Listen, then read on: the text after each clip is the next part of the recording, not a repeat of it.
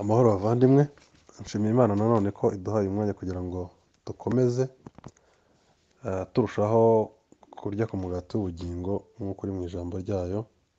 Reka nsenge hanyuma dukomeze, ndababwira icyo turi bwige ubushize twari twacumbikishije. Mana yera, Mana nziza, ukwiriye mwami icyubahiro cyose, izina ryawe mwami wavuze ko ngo risumba kure amashimwe yose umuntu yariha. Rero wowe umeze utyo, tugushimiye kuri Imana yihangana ababi, abanyantege nke.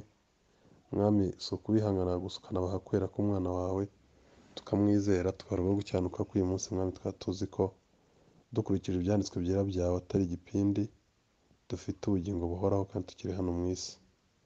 Ndagusaba rero mwami ngo tubitwiga aricyo bijya bimarira abantu, kugira ngo bakanguke bizere uwo watumye, hanyuma babone ubugingo buhoraho nibamwizera.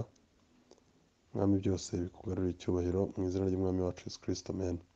Bavandimwe rero, ubushize twari twatangiye kwiga ku bintu by'amategeko, nko kuvuga ngo twarebye ukuntu Bibiliya ikoresha ijambo amategeko ifite ibintu nibura nka bine ivuga.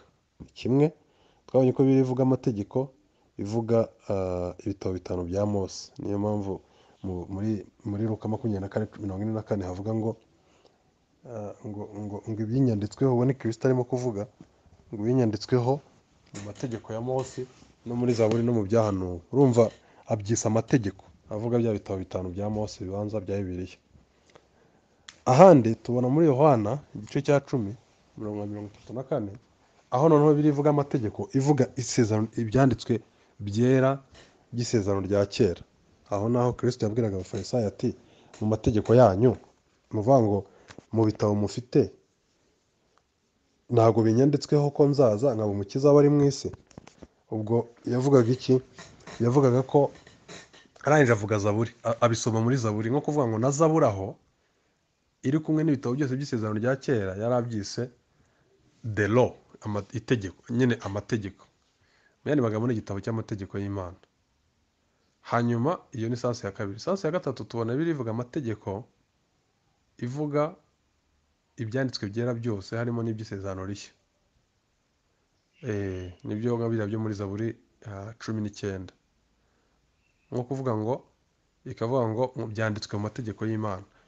Ni ukuvuga ngo kubera ko byitwa amategeko kubera ko ni imyanzuro y'Imana nyine. Niba ivuze ngo ntugatinye kuko ndi kumwe nawe, iryo ni itegeko, ntabwo ari igitekerezo, kuko ni umwami nyine. Imana ivugana buri gihe yicaye ku ntebe yayo nk'umwami.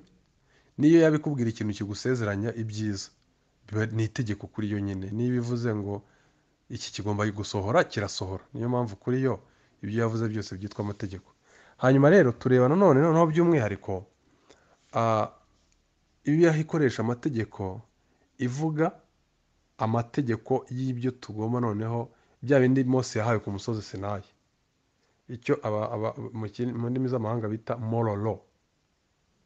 Bavandimwe rero, hari ukuntu abantu batekereza ko gutinda ku bintu ushaka kubinonosora, turi mu gihe kibi cyane, aho gushaka kunonosora ibintu, aho kuba ari ikintu cyiza abantu babirebana urwikekwe, ko ushaka gushyira ubwenge mu by'Imana. Nk'aho ubwenge bukwiye gushyirwa mu kubetinga, bugashyirwa mu kwambara mini, bugashyirwa mu kwibona ubwoko cyangwa se aho ukomoka n'indeshyo cyangwa ubwiza, bigashyirwa mu mashuri, bugashyirwa ahandi, ariko noneho wagera ku Mana nyir'ijuru n'isi, iyo yaturemye ikaturemera impamvu zayo bwite zo kuyiramya no gusa nayo, ariko icyaha kikaza kubitwambura tubyishimiye, kandi abantu bagasanga yo nibashaka no kuyima ubwo bwenge. Kandi yaravuze ngo tuyikundishe ubwenge bwacu, imbaraga zacu n'umutima wacu.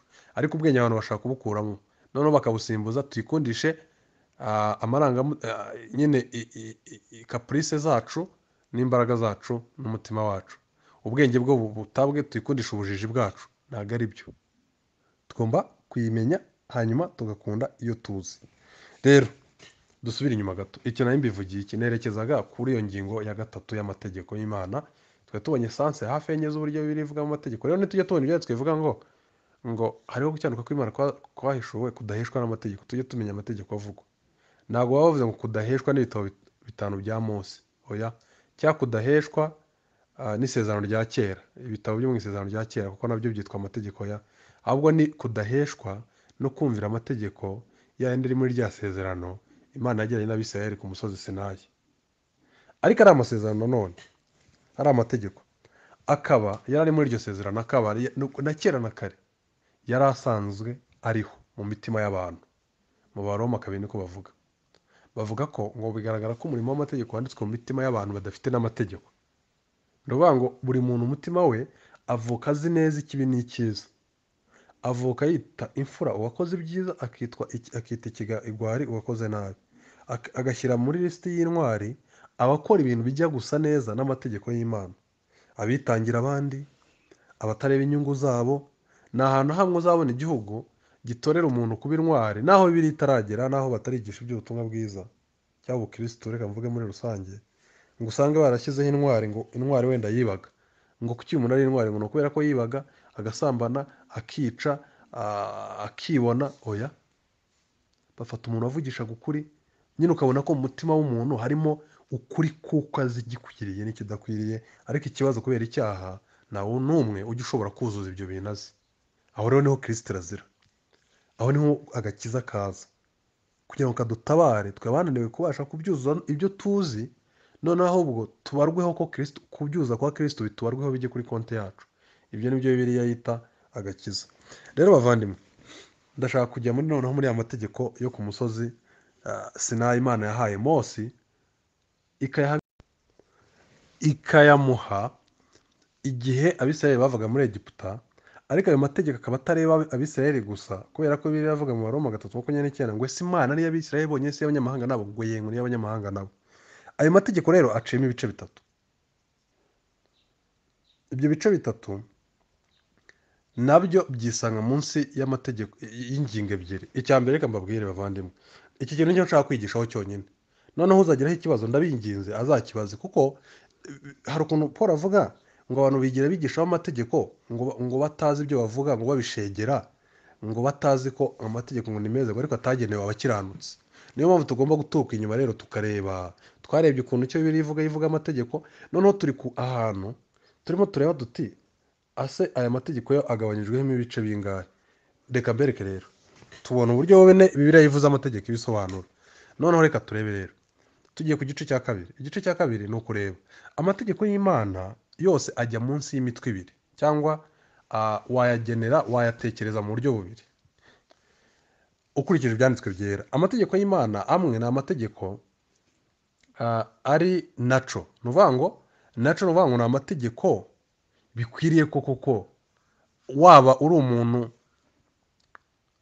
wese uyabwiwe wumva ko ayo mategeko akwiriye guhura neza na kamere muntu. Ni ukuvuga ngo ni amategeko, mwumve iki kintu nshaka kuvuga, amategeko amwe y'Imana ni amategeko ari ngombwa bitewe n'isano umuntu afitanye n'Imana. Ni ukuvuga iki? Umuntu nk'ikiremwa, Imana nk'umuremyi, urabyumva, hari ibyo ayigomba kandi bikwiriye guhembwa cyangwa atabikora akagawa. Reka mbabwire icyo nshaka kuvuga. Icyo nicyo twita nyine natural. Ni ukuvuga ngo hari amategeko bitewe na kamere y'umuntu n'isano afitanye n'Imana akwiriye kuba ariho. Iyo niyo mpamvu igihe Yosefu, uriya mugore yashaka kumufata, wa mugore wa mugabo, Yosefu yavuze ngo, kandi bwo yaratarandikirwa amategeko, ndavuga aya mategeko kuko Mose yaje kuza nyuma imyaka 400 hafi Aburahamu yaramaze kuva mu isi, Yosefu atakiriho, urabyumva. Ariko Yosefu Bibiliya ikavuga ko yari umukiranutsi w'Uwiteka. Noneho si ugukiranuka gusa byo kubarwaho gukiranuka duhabwa muri Kristo tutabikoreye, oya, ahubwo yari n'umuntu wirinda ibyaha. Muribuka yaramubwiye ngo sinakora icyaha gikomeye gityo, ibaze kugira ngo akite icyaha. Kandi muzi ko icyaha ari ukugoma ku mategeko y'Imana, ukwica amategeko y'Imana. None ko yari atarahabwa amategeko yanditse, mwumve, ni kuki yakise icyaha?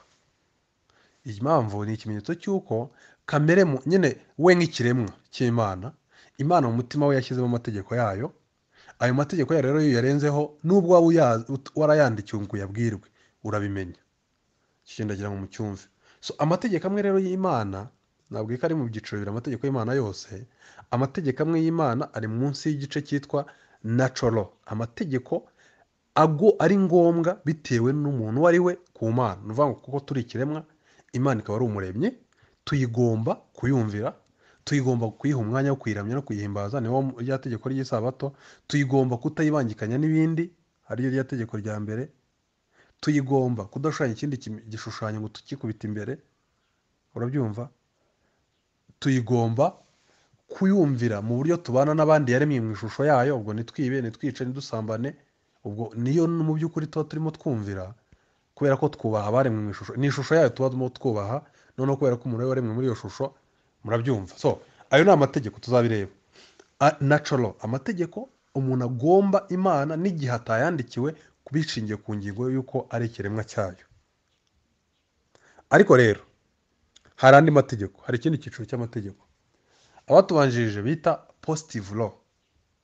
Positive law rero, iryo jambo cyangwa prescribed law, ni ukuvuga ngo ni amategeko ahinduka amategeko, murabyumva, kubera yuko Imana gusa yashimye kuyagira amategeko. Mu yandi magambo reka mbasobanurire icyo nshaka kuvuga. Hari ibintu Imana izi igategeka umuntu mu gihe runaka, icyo gihe cyarangira ikabireka kubimutegeka. Hakaba n'andi mategeko atagira igarukiro, ni ukuvuga ngo yo nta gihe na kimwe bavuga ngo noneho aya ntago ndeba. Reka mbabwire icyo nshaka kuvuga. Ayo mategeko y'Imana yandi ni se positive law, cyangwa amategeko aba amategeko gusa kubera ko Imana yayise amategeko. Ayo yo ajya agira n'igihe akarangira. Ayo ngayo rero yaje kubera iki? Nk'ubu reka mbaho urugero. Bibiliya idutegeka gufata ifunguro ryera, abizeye. Ikavuga ko tugomba gufata ifunguro ryera twibuka urupfu no kuzuka kwa Kristo. Okay, ni ukumena amaraso kwe no kwitwa kwe, kugira ngo twongere kwibuka ibyo yadukoreye ku musaraba. Cyangwa reka dufate nk'umubatizo, naho ni itegeko ry'umwami, sibyo se? Ariko ifunguro ryera, mutega amatwi, hari igihe cyabayeho abantu batarifata. Nyine ryaje igihe isezerano rishya, cyangwa se igihe Kristo aza kumena amaraso kugira ngo atere kashi ku isezerano rishya. Nawe abantu ba mbere batari bafite iryo tegeko, ntabwo wabashinja ko bakoze icyaha cyo kutubahiriza ifunguro ryera.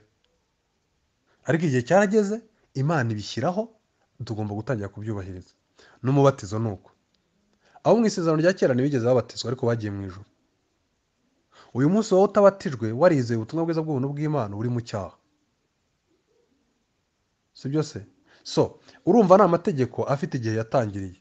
Ariko nta hantu hamwe wabona Imana ivuga ko hari igihe gusambana bitari icyaha, cyangwa kwiba bitari icyaha, ngo noneho wenda ituduhorere twebwe. Ya rero urumva amoko abiri y'aya mategeko. Amwe ari timeless, ntabwo ajya agira itangiro n'iherezo, akomeza ari hejuru y'abantu bagomba kuyumvira. Waba warize waba utarizera, ayo mategeko arakureba, nubwo impamvu yo kuyakurikiza kwanya bitandukana bitewe niba warize cyangwa utarizeye. Ariko hakaba n'andi twita nyine iyo ngingo ya positive law, aba amategeko kubera ko Imana yashyizeho. Reka mbaho urugero. Imana yabwiraga Abisirayeli ibyo batakwiye kurya n'ibyo bakwiye kurya. Ikababwira iti ntimukarye ikintu wenda kitatuye inzara. Ikavuga iti ntimukarye wenda imbwa, ntimukarye ibisiga ibi n'ibi, urabyumva. Ntimukarye ibyo mu nyanja bidafite ama scales, cyangwa amafi, bitari amafi. Nyine mu nyanja habamo ibintu byinshi, Imana ikabibabuza.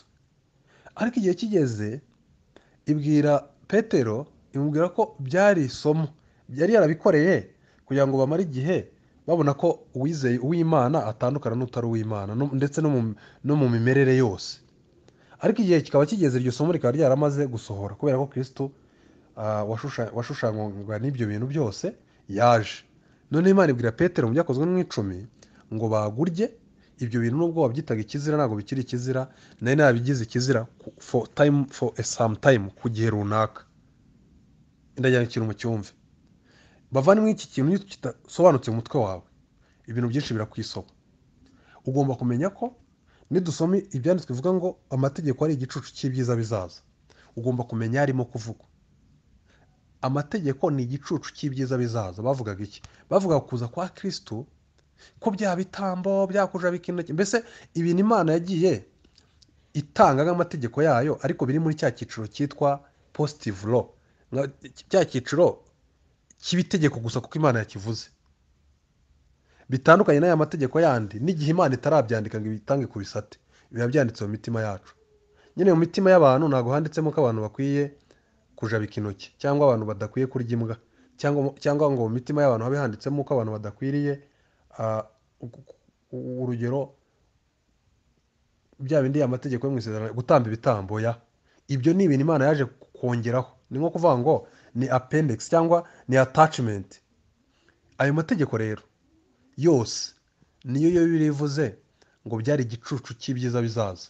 Ntabwo ibivuga ko kudasambana byari igicucu cyo kuza kwa Kristo, cyangwa kutiba byari igicucu oya, cyangwa kutabeshya byari igicucu oya. Ahubwo ivuze ngo amategeko Imana yaratanze atari amategeko yanditse muri kamere muntu, ariyo twise nyine positive law, cyangwa amategeko ahindurwa amategeko kuko Imana gusa yashimye iti muri iki gihe naba ariho kugira ngo abe igicucu cy'ibyiza bizaza. Bavandimwe, ikintu kugira ngo mugitege amatwi, kuko iyo umuntu atabisobanukiwe yigira umwigisha ngo agashega atazi ibyo avuga ibyo ari byo. Ikintu kugira ngo tugitege amatwi rero tuzareba noneho ubutaha, noneho tugende turebe iyo Bibiliya inavuze ngo Imana yasezeranyije isezerano n'amategeko y'iryo sezerano, ayahe mategeko yavugaga. Ko tubona ko Paul akomeza kuvuga ngo nimukibe, nimugasambane, bana mwubaha ababyeyi, kandi abibwira bamaze kwizera. Rero nituba tuvuga ngo amategeko yarasajijwe, tujye tumenya ko yandi y'igicucu ariyo yandi yitwa positive law. Reka bavandimwe duhinire aha, umwami akomeze kudufasha.